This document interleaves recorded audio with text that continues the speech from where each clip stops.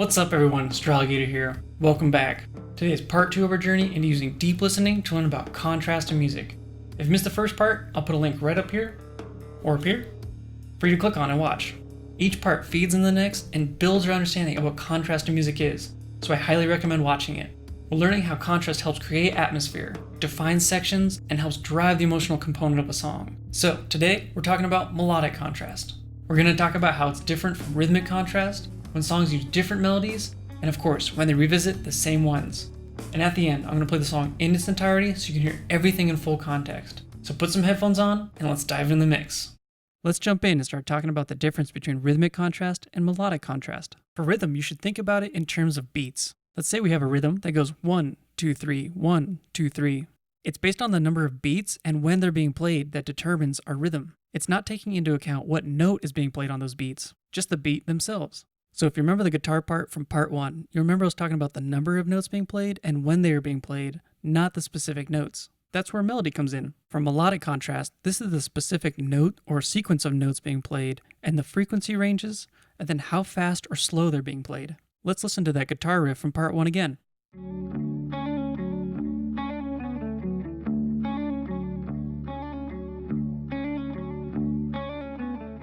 So the rhythm for this guitar riff is do, do, do, do, do, do, do, do, do, do. But the melody is this. So now we know what the difference between rhythm and melody is. Let's listen to another example here in the chorus.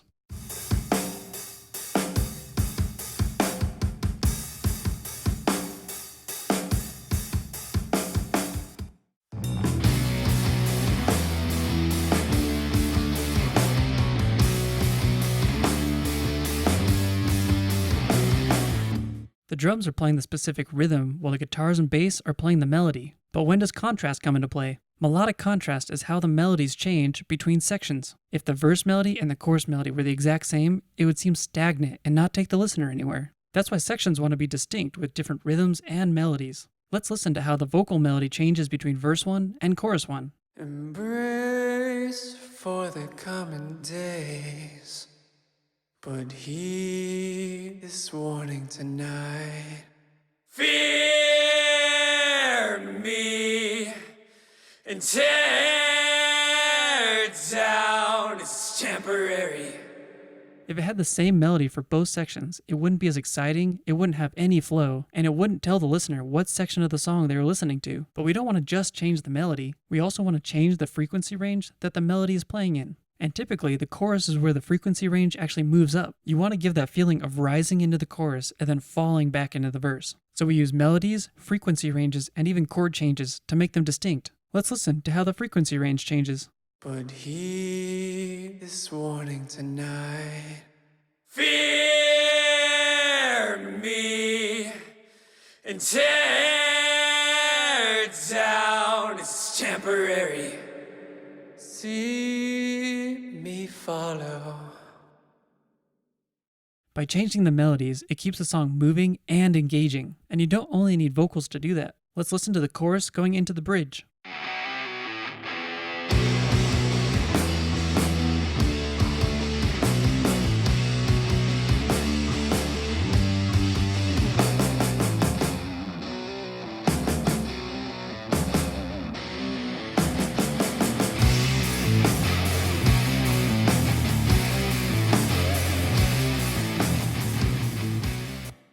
The bridge is typically very different from the rest of the song and usually only happens once. It's used to almost reset the listener's ears, prepare them for what's coming next, and give them a new flavor or feeling in the song. So when do we want to revisit the same melody? Of course we can revisit them in the verse, but the verse actually wants to be a little bit more fluid and a little bit more playful, so it might change a bit. For example, but don't forget the shifting light.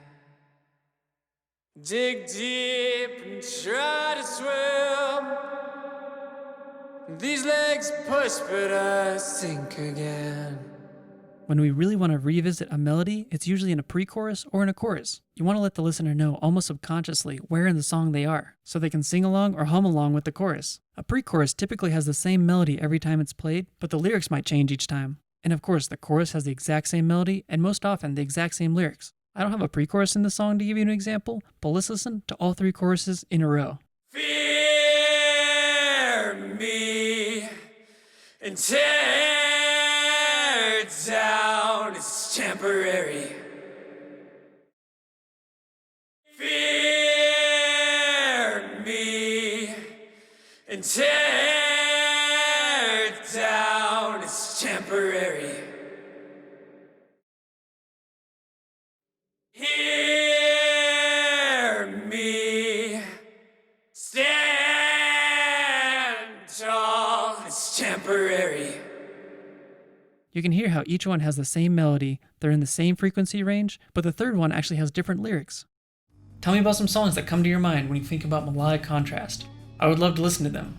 But in those songs, listen carefully to any melodic changes happening between sections. And I really hope you learned something new today. And if you liked the video, hit that subscribe button and the bell to get notifications about when my next videos come out. But now, here's the song.